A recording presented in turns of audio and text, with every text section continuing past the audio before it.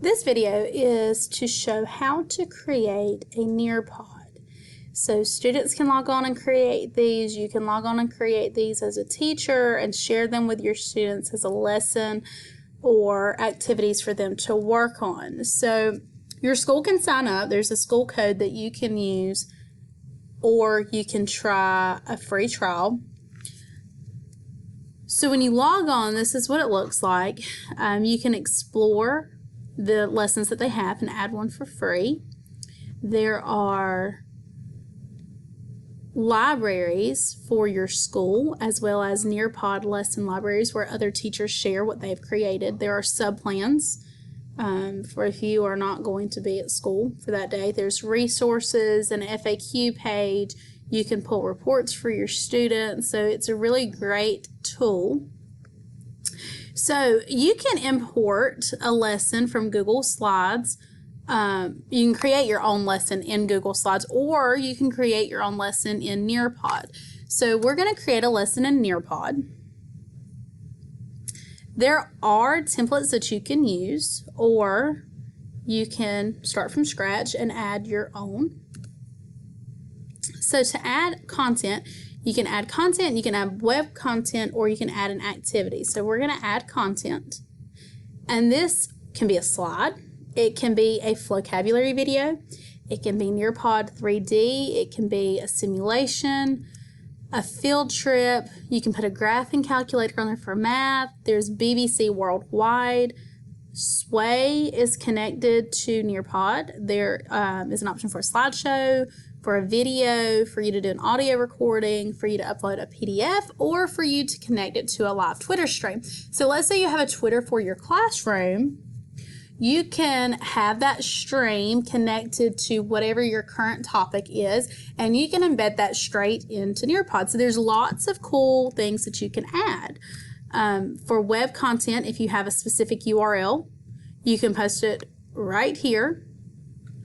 And you can add an activity, and there are different things that you can do: time to climb, open-ended questions, matching pairs, a quiz, draw it, collaborate. You can do a poll, a fill in the blank, or a memory test. So there's lots of cool things that you can add here. So I'm going to start with a vocabulary video. So when you go to vocabulary, if you are familiar with vocabulary, I'm going to choose math. And for math, I'm going to find, let's search mean median mode. Okay, so here's a video on mean median mode. I'm going to add this. So now when they log on and they click on this Nearpod, they can find this vocabulary. If students are doing it, then they can find something on their end that they can choose to embed if they want to add a video. So we can upload files for your background. You can drag and drop. You can do your copy and paste however you want to. So let's add another slide, and we can add an open-ended question. So enter your question here. How do you find the mean of a set of data? And you can put a timer on here that you can add references. So we're going to save that so the students will be able to type that in. So now we're going to add another slide. Let's add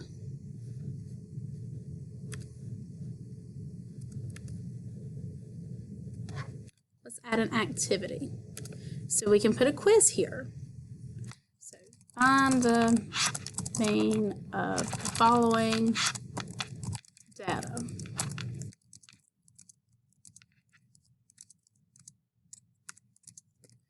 And so then you can add multiple choice answers and save that as well.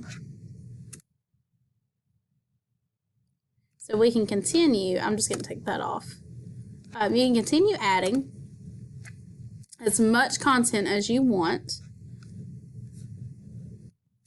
We're going to add a Brainpop video, and you can test the link to make sure that it works. It opens to Brainpop or wherever you want your link to go.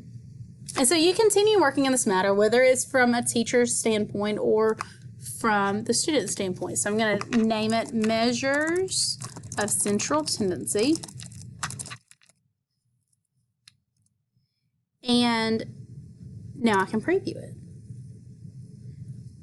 So when I send this out to my students, or when they create one and they send it to me, either way, you can play. So they can see their vocabulary video straight from there. They have an open-ended question. How do you find the mean? Add the numbers and divide by how many numbers there are.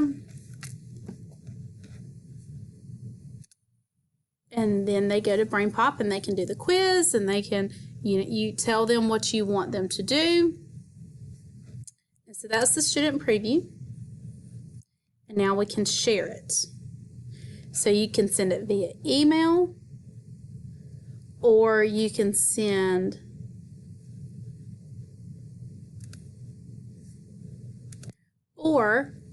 save and exit. And let's put that it's 7th grade math.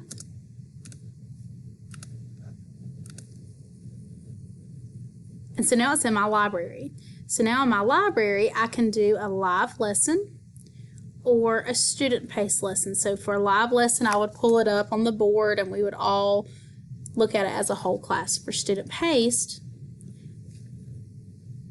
you can post this by posting it straight on Google Classroom. If you use another platform, you can copy the link.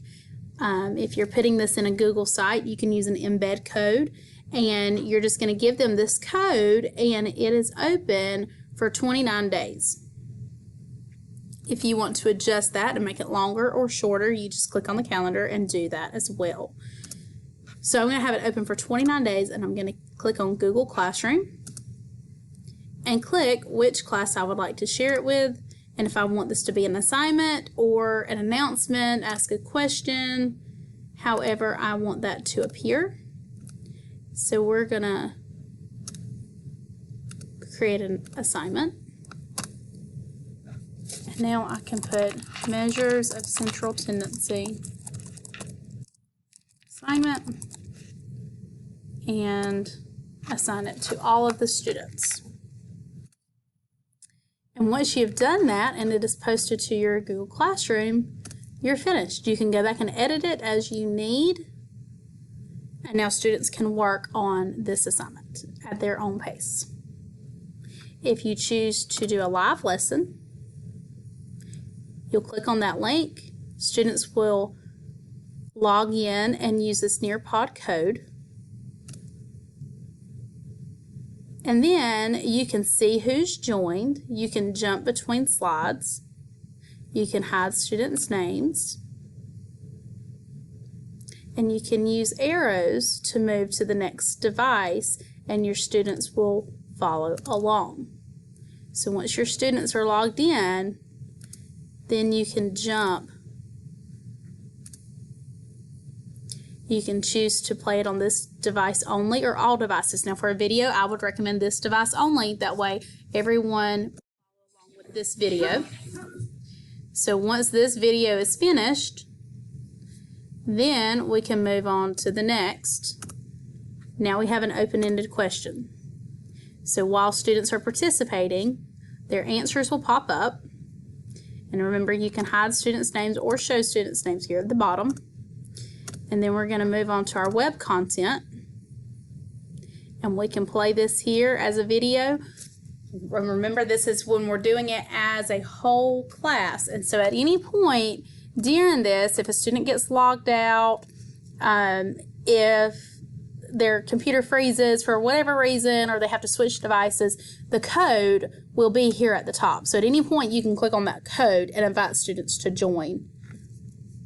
So if they get kicked out for whatever reason because of your device, that's not a problem. They can still get back in. And so once you finish the lesson, you can continue to add activities. If you would like to do a poll or an open a true false question, you want to do a draw it, create a box and whisker plot. then on their screen they can create the box and whisker plot. So there's lots of different things that you can do with Nearpod. It is a great resource for you to use to put your lessons together for your students.